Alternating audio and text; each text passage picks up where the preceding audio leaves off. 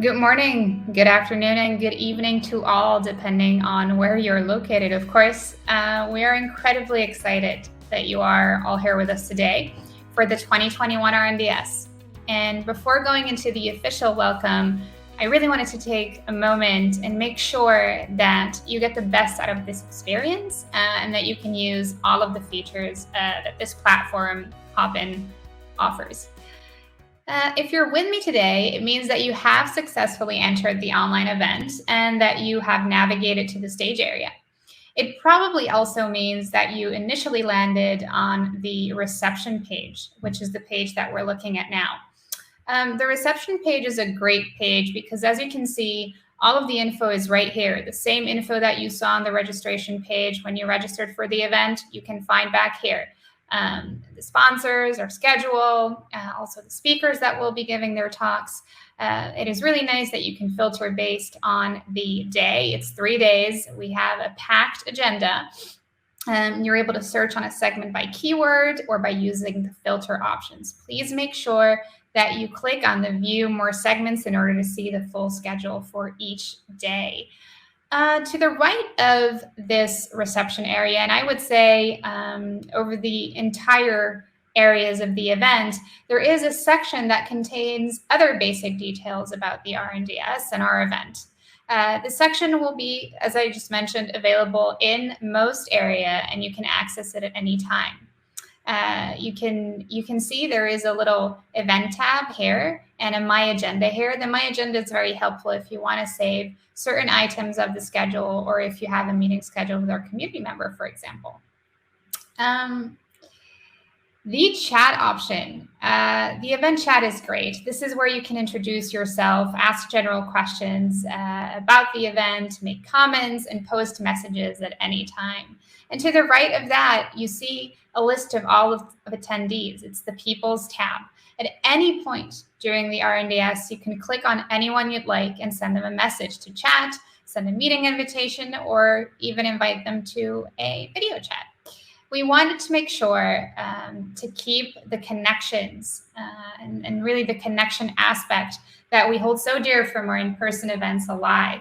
And we encourage you all to update your profile picture, add a little bio, and meet the community in between talks. It is a 3-day event, and we allocated specific times for you to mingle. We just think it's such an important part of what makes our events our events. So please, please, please connect with one another and share information. Next, we move to the stage. I'm a little frightened to do so because I will be seeing and hearing myself, but the stage is where most of our talks will take place. There is in the stage area, let me quickly try and do this without hearing myself. There we go.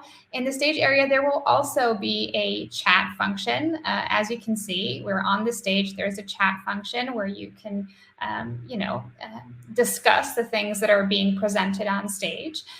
In addition to the chat, there is a Q&A panel, which is where we encourage you to ask the questions pertinent to the talks that are happening. And we will ask the top voted questions to our speakers at the end of each talk. So please make sure to ask all of the questions you have that pop in your head.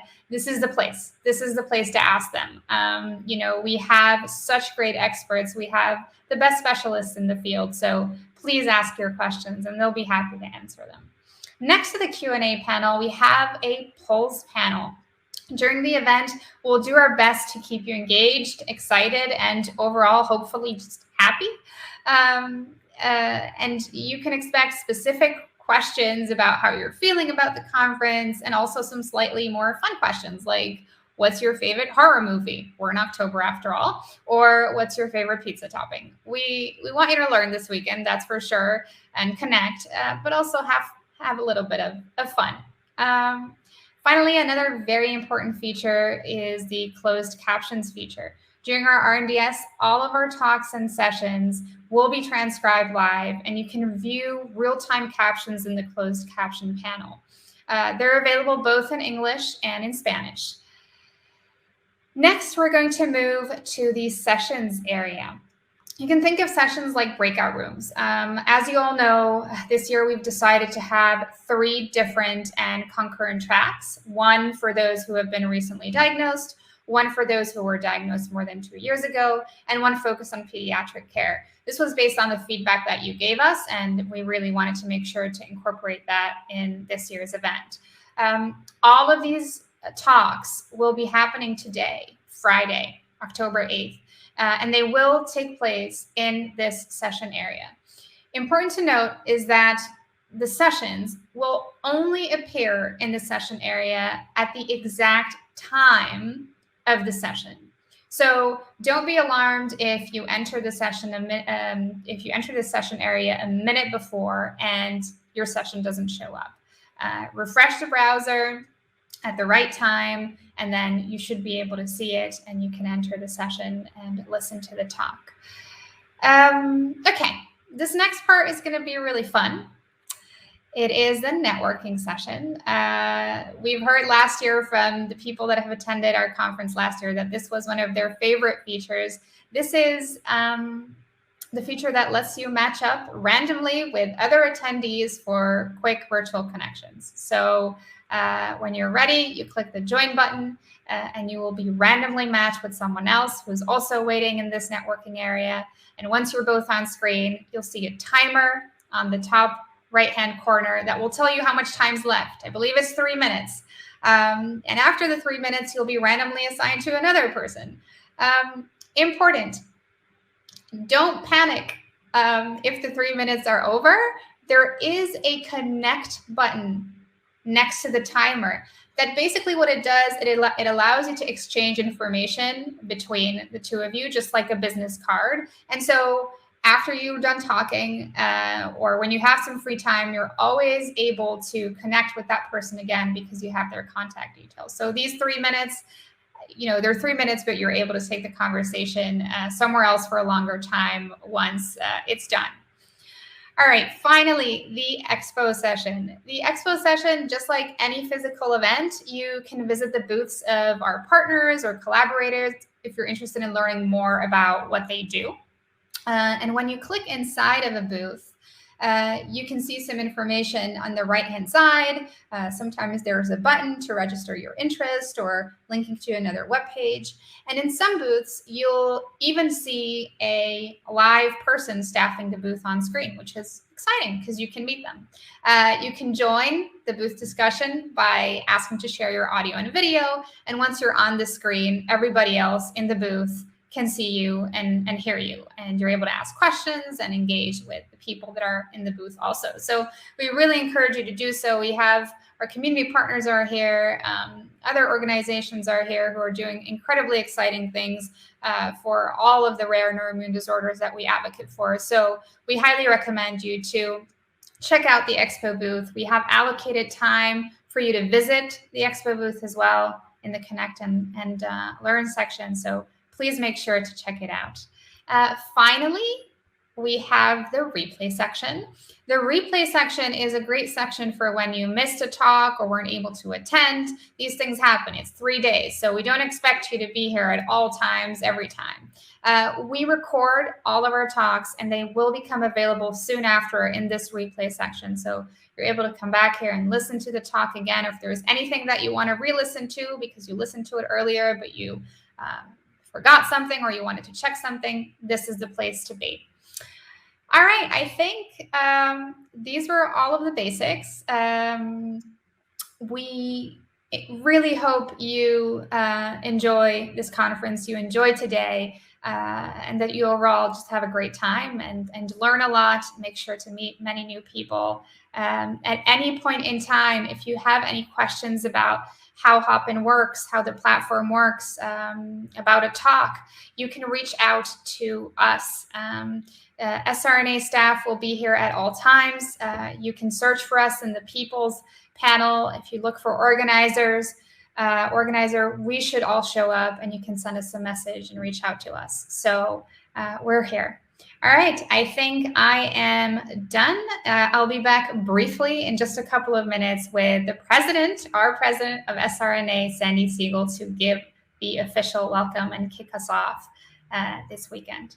Thank you all so much and see you soon. Bye.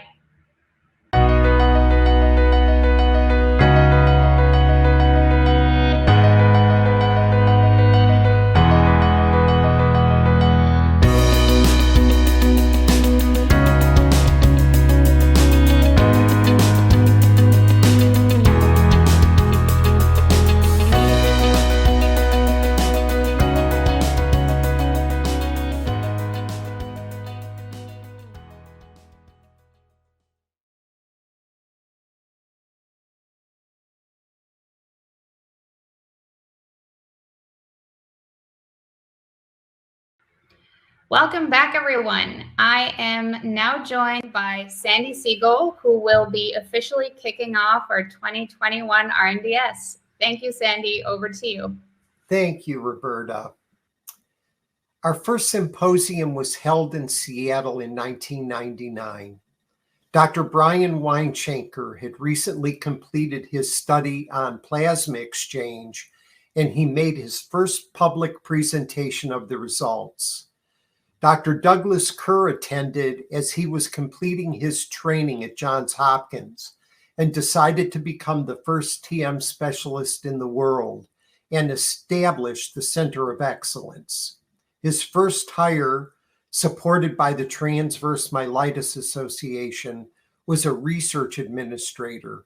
Her name was Chitra Krishnan, who has become the SRNA Executive Director. The education you will receive this weekend is so important. The emotional and social support for people with very rare disorders is also critically important, and we hope to meet next year in person.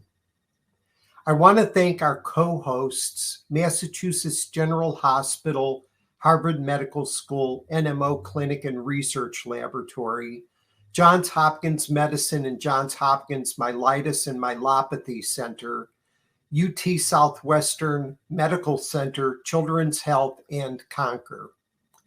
I would also like to thank our sponsors, Alexion AstraZeneca Rare Disease, Genentech, and Horizon Therapeutics.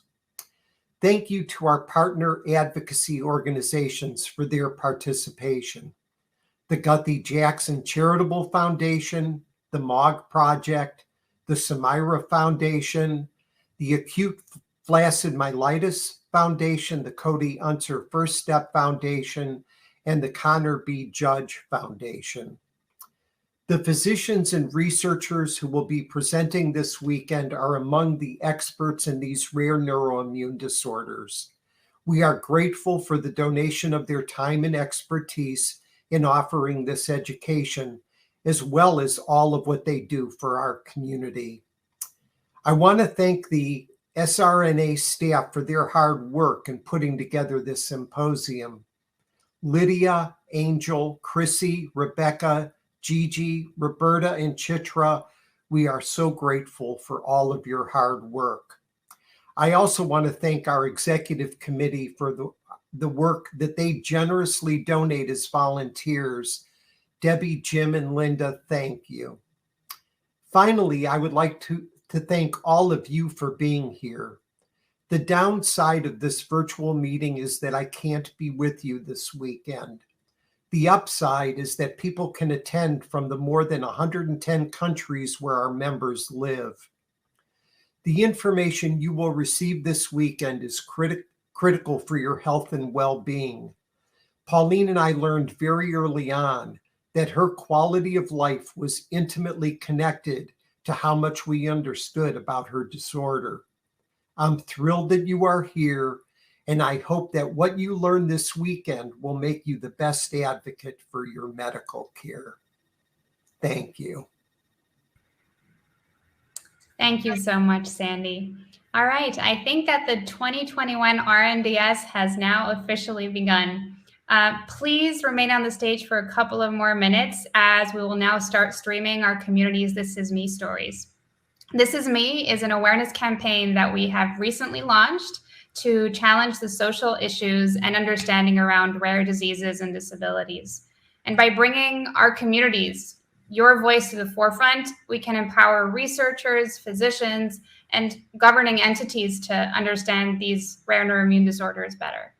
Please watch these stories that are about to be streamed. And if you want to share your story, you can also do so. And please head to the sRNA's Expo booth. We can answer any questions you have and give you more information on how to get involved.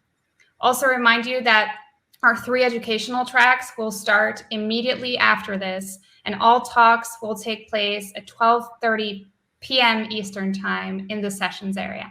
Thank you all, and bye for now.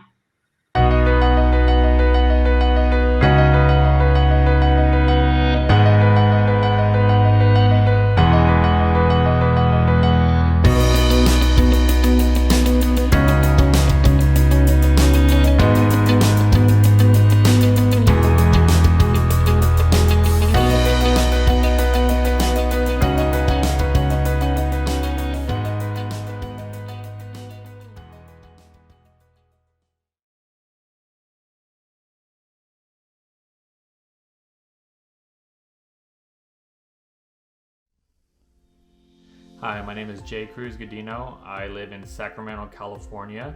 I'm 33 years old and I was diagnosed with transverse myelitis January 25th, 2019. When I was first diagnosed with transverse myelitis, honestly, I did not know how to feel about it. I just remember being in that hospital bed and just thinking of what I had to do next. I was just really in shock, I would say, but I somehow knew that it's going to get better, and that at that moment was going to be the worst state that I would be in, and then moving forward, I would feel better. And I would say the reason I felt that way is because it's not like I knew what transverse myelitis really meant. Now, living with transverse myelitis for about, I would say, 2.5 years has really changed the way I look at planning my day, planning trips, going out to grocery stores, doing events, and of course, how I approach training. Now when I go and do an event, especially with my family, I have 4 little ones and with my wife, and I need to make sure that one, I have my therapeutics with me, equipment. If I travel short distance or long distance, I gotta have some form of my therapeutics with me. I need to make sure I know where all the bathrooms are because of the lack of bladder control. I need to make sure that I am well rested, figure out how long am I going to be sitting still, how long am I not going to be sitting still, and that really has become a little bit more natural now. At first it was very overwhelming, but it's kind of like second nature now. In regards to like my mental state, it's made me very mentally tough. It takes a lot to bring me down, and now has honestly given me this strength I never knew I had, and perseverance, endurance, and faith, and hoping, and always looking at the brighter side on how my life could be a lot worse.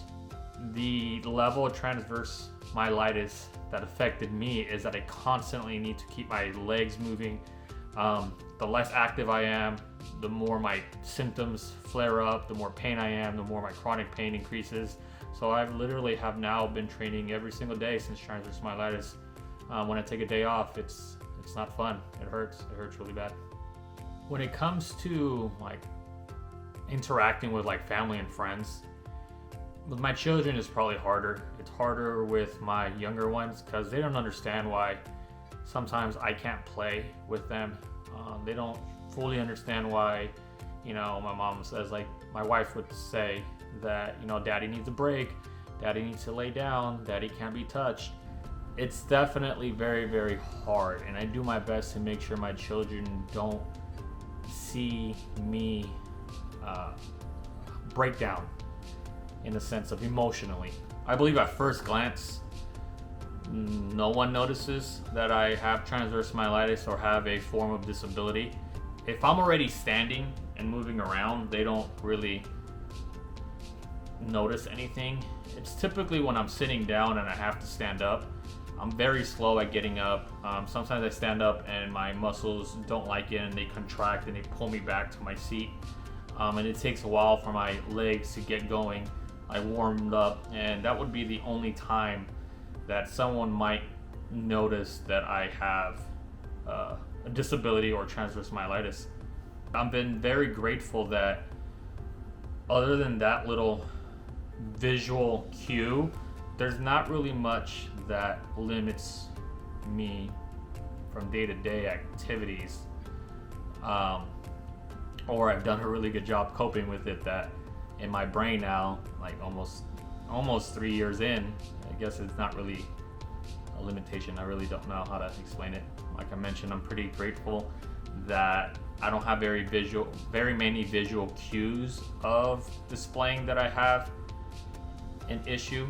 It's only when I would have a nerve pain or some muscle spasm that it will come up, because I'll get a really bad twitch or a really bad spasm associated with some nerve pain, and we're just sitting around the table, and this person that I'm talking to for the first time may not know what's going on, and that's like honestly the only time I see it being introduced. But for meeting complete strangers, they wouldn't even know that I have a disease. My name is Jay Cruz Godino. I have transverse myelitis, and this is me.